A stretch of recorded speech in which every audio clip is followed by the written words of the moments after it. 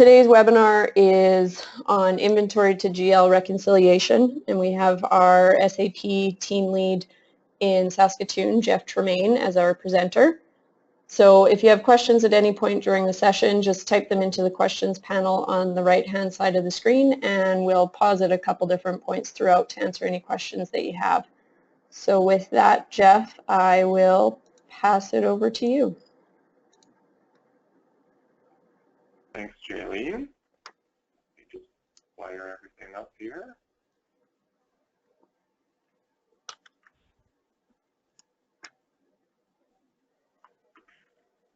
Okay, how's that look, Jaylene? Are we able to see the screen okay? Yeah, I can see it. Okay, well, thanks everyone for attending. As Jaylene mentioned, for those of you that haven't met me, I'm Peter's equivalent in the West. I'm the Western Canadian team lead working out of the Saskatoon office. So today we'll take you through the inventory to GL reconciliation.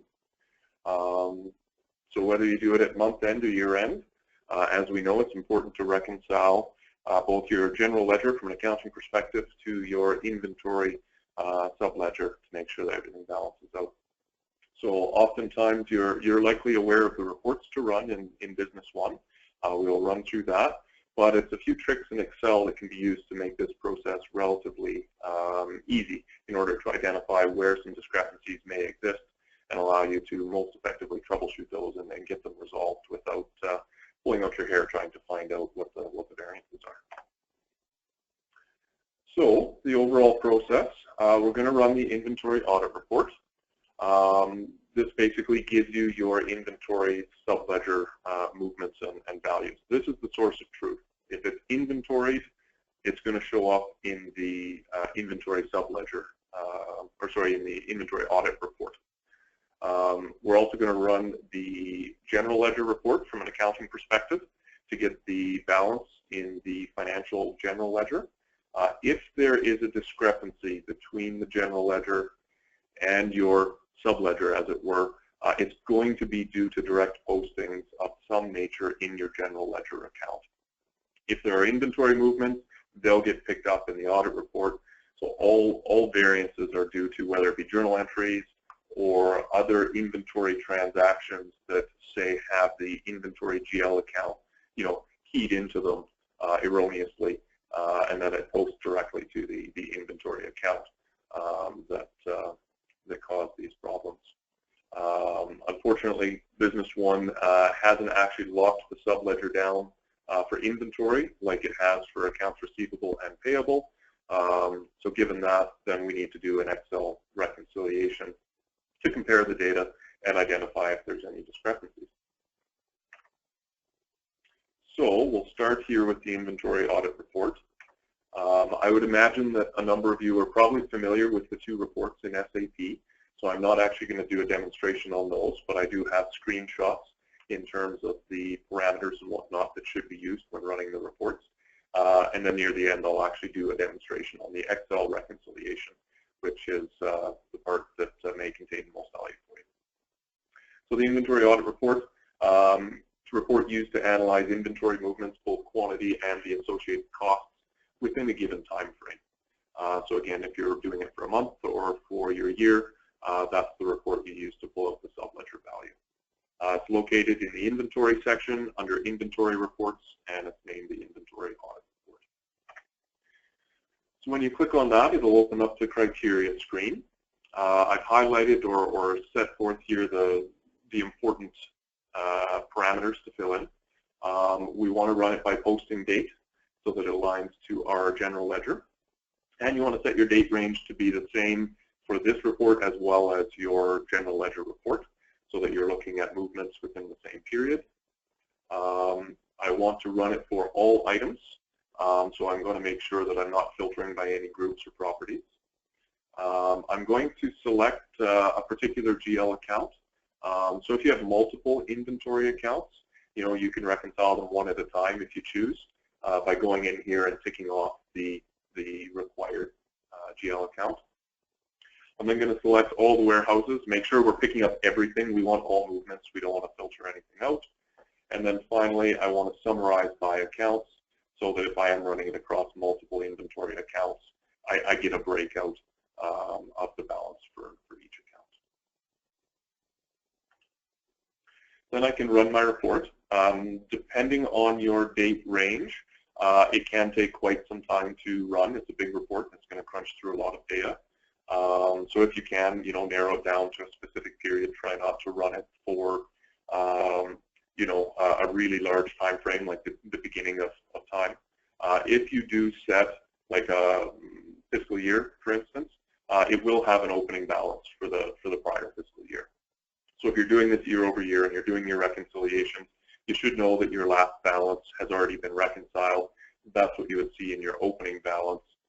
Here we see 0, but if there was a prior period, you'd have a value there, and that would contribute to your overall current balance.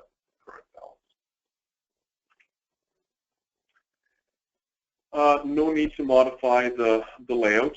The default layout for this process works just fine.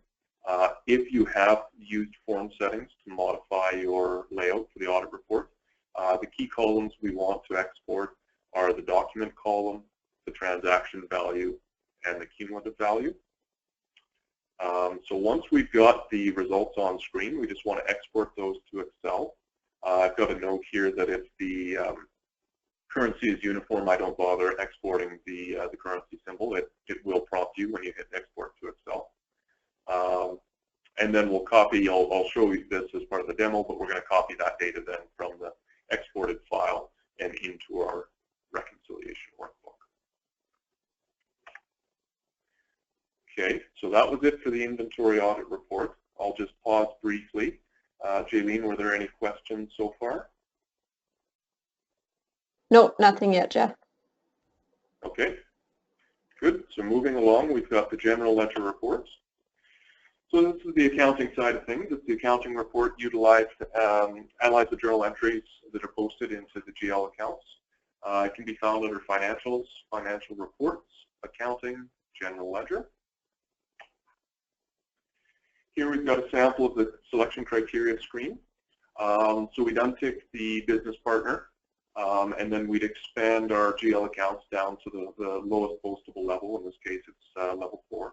And select the inventory GL account that we're interested in reconciling. So for my example, this is 134. I want to set my posting date range. Again, just ensure that this date range is the same range that we've got between this and our audit report, so that we're analyzing the same period. And then the rest, at least in my example, were sort of predefined parameters, but it's got the opening balance for the period from the start of company activity. We want start of company activity. This is a balance sheet, so we want to pull everything in terms of that opening balance number. And then, of course, we've got hide account if there's no postings. So all relatively straightforward there. Here's a shot of the results essentially.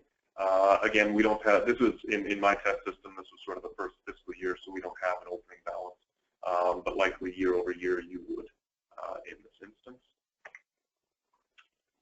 Similar to the audit report, the default layout will work just fine.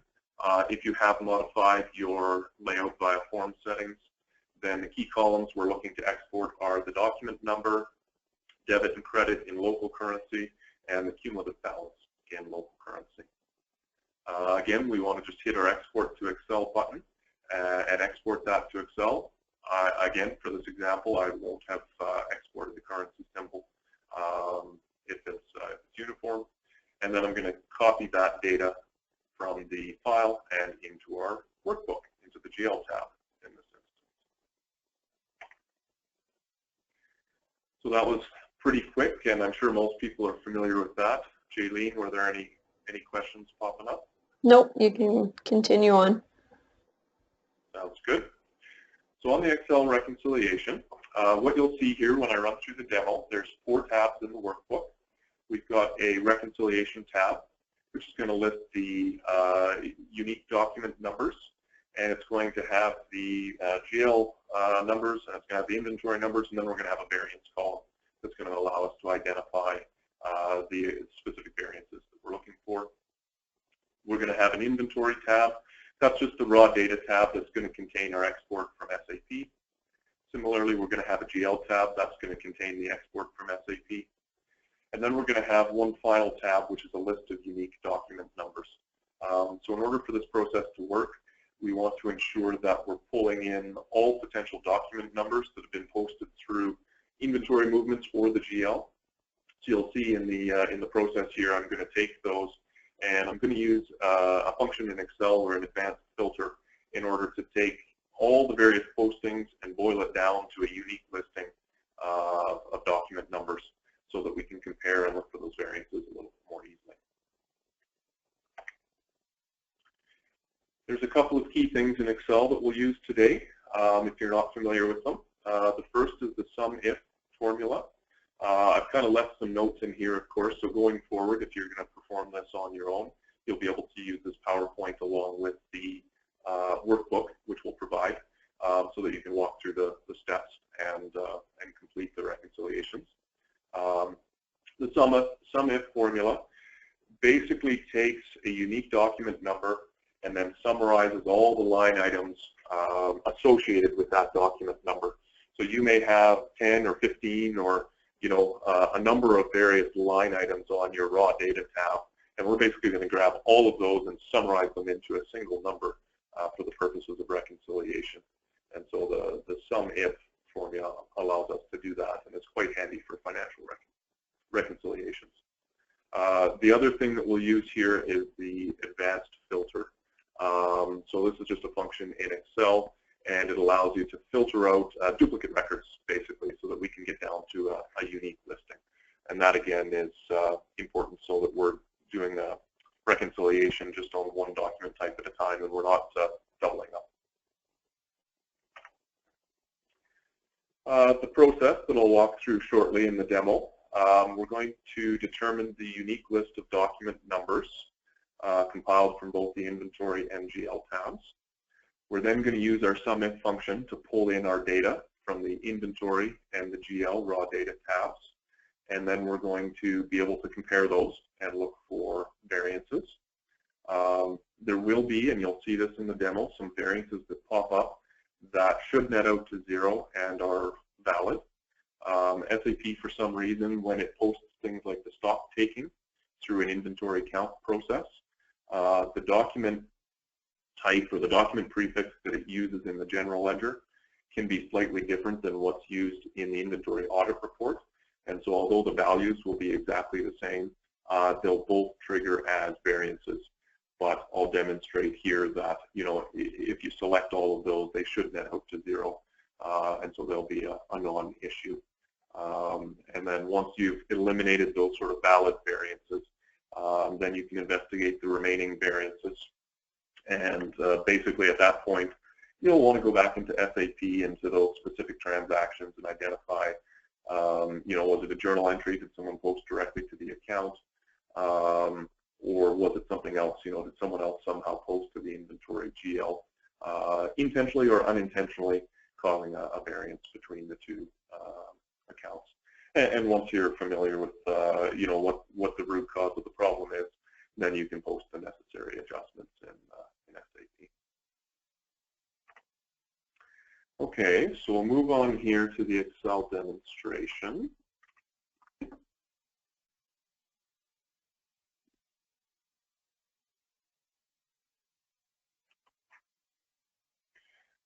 So if we can see the Excel workbook here, before I do anything, I'll give you a very brief overview. Not a lot in here until we start populating it. It doesn't need much. So as I mentioned, we have the 4 tabs. We'll use this for reconciliation. Inventory and GL for the moment are blank. We're going to copy our data in here from SAP. And then we're going to compile a unique list of document numbers in here. So I won't go through running the reports in SAP just because they can take some time depending on the amount of data. But I've got a couple here that I have run and already exported into a text file from SAP. So I'm simply going to take this. This one's from my inventory audit report. I'll use Control-A to select all the data. And we'll copy this. And then I'm going to switch to my workbook. And I want to paste this into my inventory tab for raw data. So I'll just put it in the A1 cell, and we'll do a paste, or Control V, and that's going to bring in all the data there. We're going to follow the same process for the GL. Control A, select everything. We're going to copy it, paste it into our GL, and I'll save this as we go, of course, so that we don't lose our work. That. Okay, so now that we've got our SAP raw data into our data tabs here, what we want to do is compile a unique list of document numbers. So we've got 2 columns here. If we go to the inventory tab, it's labeled document, and we've got a number of records here. So what we want to do is we want to select the entire set of document numbers. I'm going to use some shortcut keys here in Excel. I'm going to hold my Shift key, my Control key, and press the down arrow, and it's going to select the entire column for me so that I've got everything. And I'm going to copy this. So I've copied that set, and I'll just flip over to unique document numbers here, and we'll paste that in. We're going to do the same thing on the GL. So it's the document number column that we're interested in. Again, I'm going to hold the Shift key, the Control key, and press the down arrow to select the entire set of document numbers here. And again, we'll copy this. And we want to paste it below our inventory document numbers. Again, I'll use an Excel shortcut key. So if I just hold my Control key and press the down arrow, it'll go right to the bottom of the list. So coming out of inventory, I mean, it had 950 records there. So I'm just going to go below that, and I'm going to use Control V. I'll just paste my document numbers from the general ledger. And so at this point, we're going to have overlap. There's going to be document numbers that exist and should exist in both the general ledger report and the inventory audit report. So the purpose of this tab is to basically filter this down into one set of unique document numbers across the 2 sets. So in order to do this, I'm going to go back up to the top. I'll click on the header. Again, using my shortcut keys, just because I'm lazy. Shift, Control down. I'm going to select the entire range of document numbers. So we can see we've got almost 1,200 document numbers here.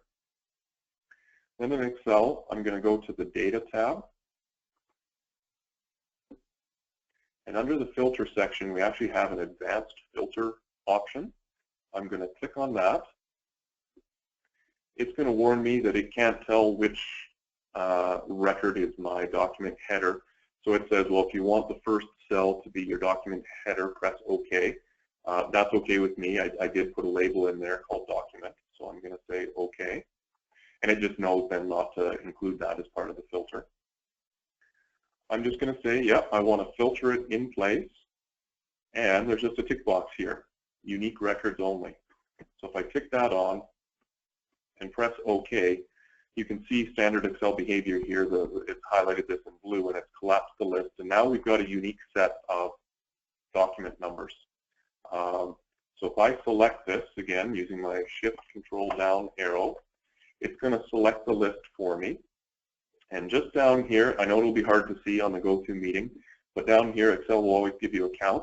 And so we're down from 1,200 potential to a unique listing of 196 document numbers that we're going to use here as part of our reconciliation. So that's good. It's filtered out 1,000 records that we don't need to worry about because they were just duplicate, multiple line posting.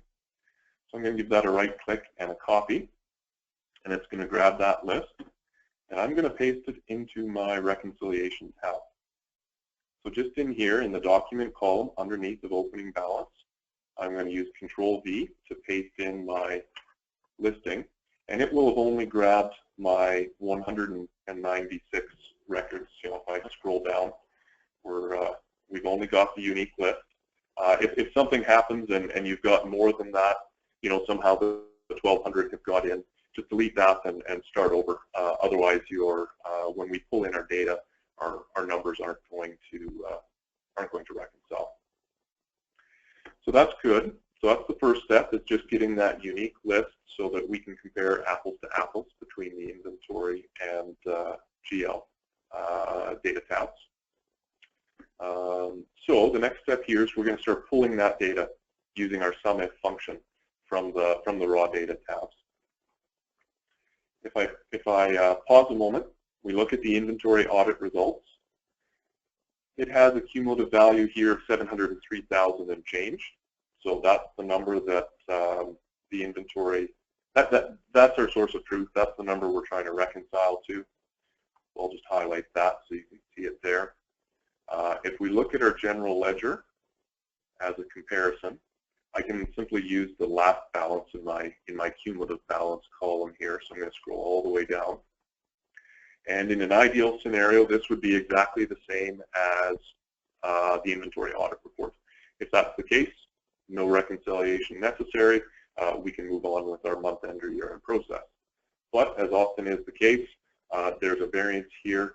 And I mean, I've got a small number of records, but I mean, you'll have tons and tons of records here, especially if you're doing an annual rec. And so it's near impossible to pick out manually the problematic transactions. So anyways, I'll highlight that. So we can see this is at 701,000. So we've got some variances in there that we're looking to identify. And that's important too, because what I'll do here is I'm going to pull my data into the reconciliation tab, and then we'll do a quick sum just to make sure that everything ties out between the tabs before we do our reconciliation. I'll flip to the reconciliation tab. Now we're going to use our SUMIF formula. So I'm going to equal SUMIF, open bracket. And the first thing it wants to know is, well, what's the range of document numbers that I'm looking to find? We're going to be looking for this OB15, and it says, well, where are you looking for that? So this is for inventory. So I'm going to go to the inventory tab. I'm going to say, please look in column E. Go and find me any instance of OB15. We can see there's actually quite a few. Maybe there's a dozen or so that exists here, and then it's going to summarize the values over here. So I tell it, go look in column E. I'm going to put in my column that says, well, what am I looking for? Well, you're looking for this document number. So find me that document number. Put the next column in, and it says, well, once I find that document number, what am I supposed to summarize? Well, I want you to summarize the transaction value. I want you to grab that, pull it all together, and tell me what the sum is for each instance of this record.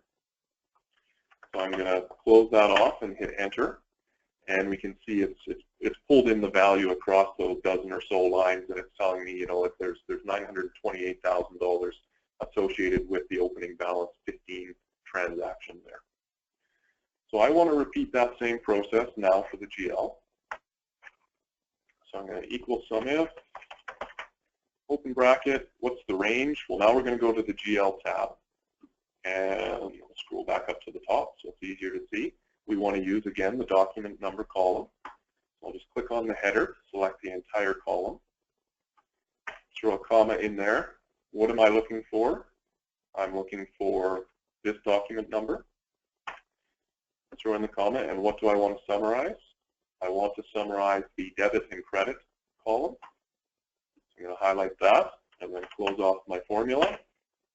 And in this instance, well, we can already see it's not pulling anything in, and so that means we're going to have a variance. So this is just a simple comparison. Just take the inventory value versus the GL. So that minus that, and throws it into our variance column. One thing I forgot to mention, if you're running this for a subsequent fiscal year, I don't have any opening balance. This is the first year in this company.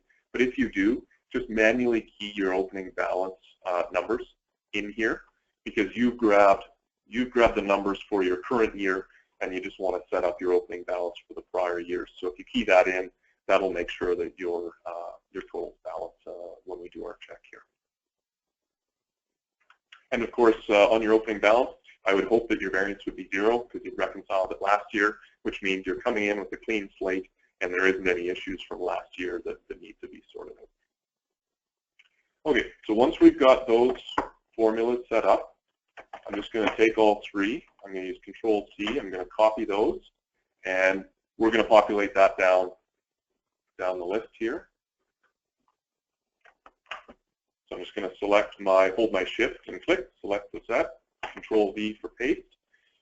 I'm going to paste everything all the way down. I'm going to use the same formula, makes it easy. So we're almost ready for variance analysis, but what we want to do first is just make sure that we're pulling all of our data, that we haven't inadvertently caused some other issue in Excel here.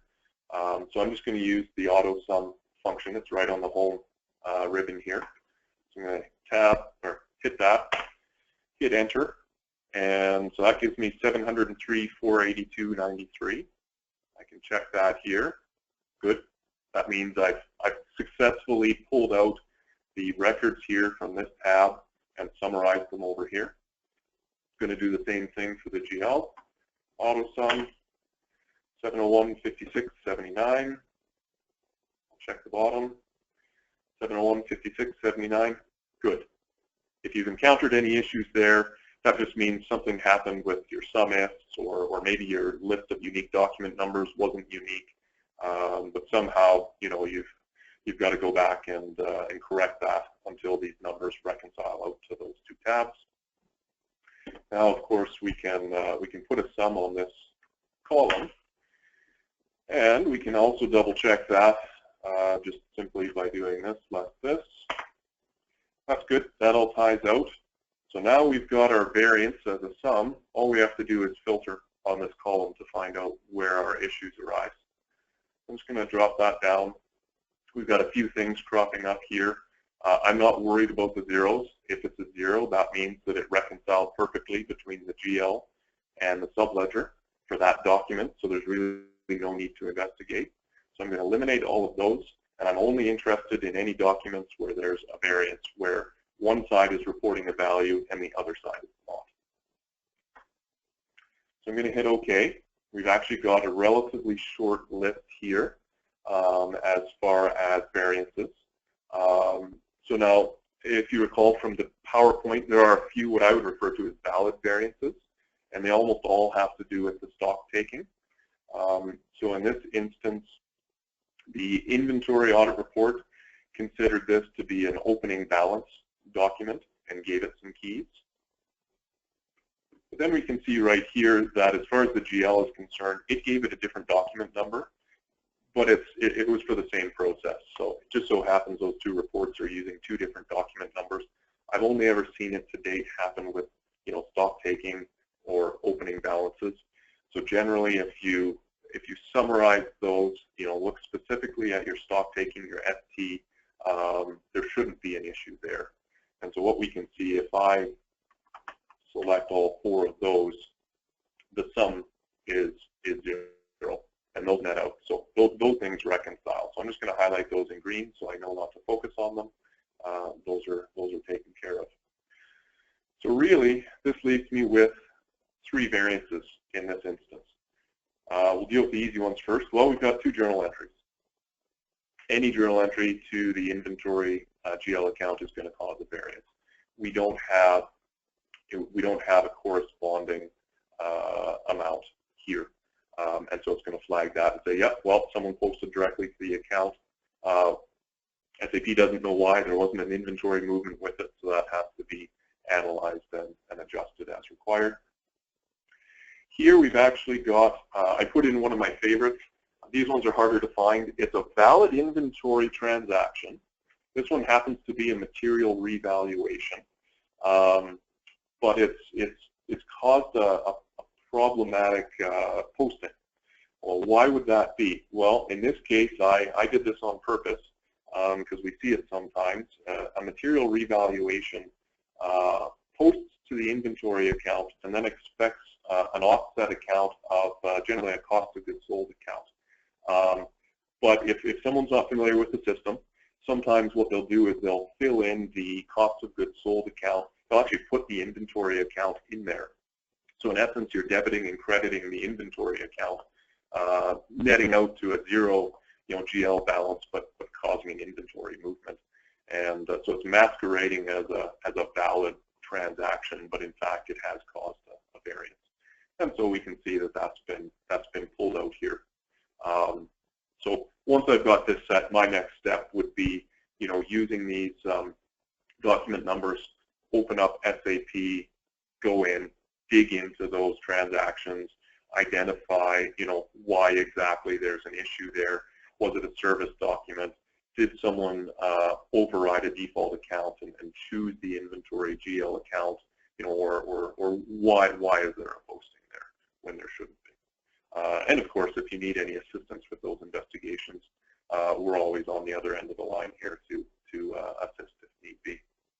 But once I've got this, I can go in and fix these issues in SAP. Once I'm done that, then my GL and my inventory will reconcile, and I'm done until the next period. So that was everything I had for today in terms of the reconciliation process. So at this point here, I guess I will open it up and we'll see if there's any questions.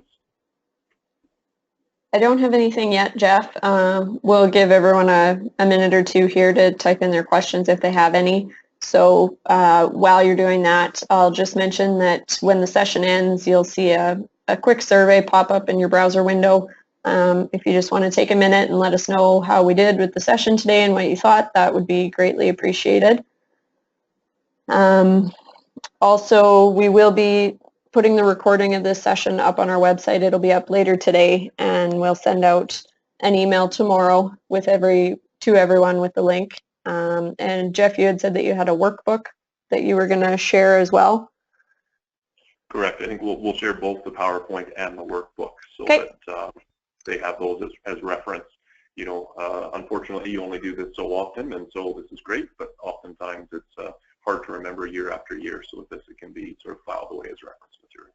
Okay, so we will make those files available to you as well.